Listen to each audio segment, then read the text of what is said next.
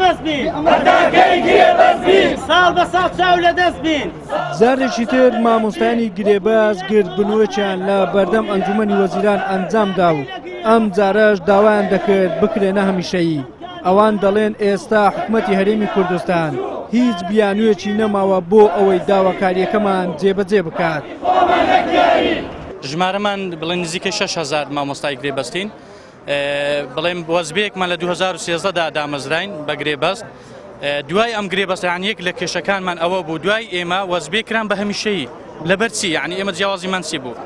دوای ئەوە وەزبێشتر 4,000 بوو بڵێن دامەزرن ئەوانیش 2015 بڵێن ئەکتەری مامۆستایانی گرێبەست ئەوانن کە 5 ساڵیان تەواو کردیا یان بەشێکیان 6 ساڵیان تەواو کردیا بەڵام لە کاتێکدا ئەوان وعدی 30 ساڵیان بە ئێمەدا کە بکرێن بە هەمیشەی و وعدەکەشیان ئەوە چاوەڕێگە چەندی جارە گردبوونەوە بکەین هیچ ئەنجامێکی نییە. بەهەقی خۆمان دەزانین چکە وتیان دە 3 ساڵە دەبینە ڕسمیەوە نییە ئێستا 4 ساڵ و نیمە ئێمە هەمانە 6 ساڵە نزیکەی 4 ساڵ ئێمە بەو شێوازن هەر چامان لە حکوومەتەکە ماکەنە ڕسمی کە تێمە هەر گرێبەستین و داواکانی ئینشەڵا ئەوجارە کۆتا جار بێ ئیتر بەسا بماکەن بە ڕسمی و ئێمەش وەکو مامۆستاکانی تر مافی خۆمان هەبی. وەکو مامۆستایانی گرێبەست هاتینە داوای هەمیشەی خۆمان دەکەین داوای مافی خۆمان دەکەین داوای هەموو ئەو ڕاستیانە دەکەین کە بێمەیان گوتیان لە 3 ساڵی زیاتر بن ئێوە خزمەتان لە 3 ساڵ زیاتر بن دەکاندێنە هەمیشەی ئایا هەتەکەی هەمیشەی هەتەکەی بەو جۆرە ماف خواردنە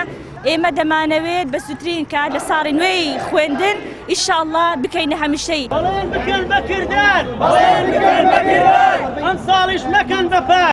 سەرڕای ئەوەی مامۆستایانی گرێباز بە موچەیەکی کەم و لە ناوچە دوور لە شار و لادەکان وانە دەڵێنەوە بەڵام پێچەوانەی مامۆستایانی هەمیشەیی کەمترین ماف و ئیمتیازاتیان هەیە بۆیە ئەوان بڕیاریان داوە لە خۆپیشاندان و گردبوونەوە و چالاکیەکانیان بەردەوام بن تا ئەو کاتەی حکوومەتی هەرێمی کوردستان بەدەم داواکاریەکەیانەوە دەچێت.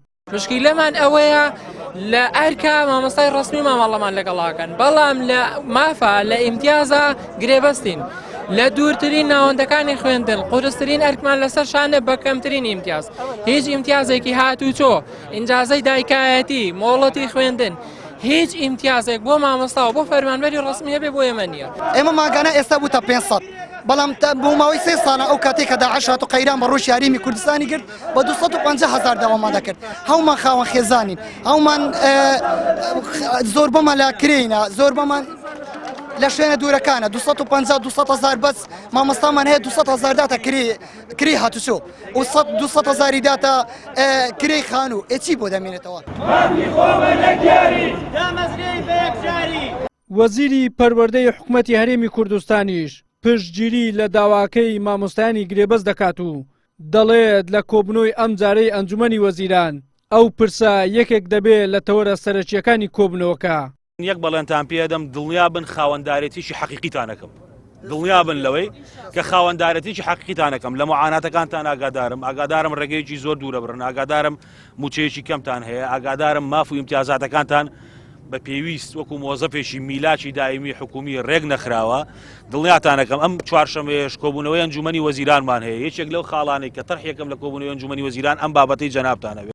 بەپێی ڕێنمایی دارایی ژمارە 39 مانگی 11 2013 هەر فەرمانبەرێکی گرێبەز ئەگەر ڕاژەی گرێبەستەکەی 3 ساڵ تێپەڕ کرد دەکرێتە هەمیشەیی بەڵام ئەو مامۆستا گرێبەستانە کە ژمارەیان نزیکەی 6,000 مامۆستایە سەرجەمیان نەک ڕێنماییەکە دایانگرێتەوە بەڵکو ژمارەیەکیان نزیکەی 6 ساڵە وانە دەڵێنەوە و نەکراونەتە هەمیشەیی حکوومەتیش هەموو ساڵێک بیانوێکی تازە دەدۆزێتەوە بۆ جێبەجێ نەکردنی داواکەیان ئەمەش لە کاتێکدایە ئەو مامۆستایانە بۆشایەکی زۆریان لە ناوەندەکانی خوێندن پڕ کردوتەوە.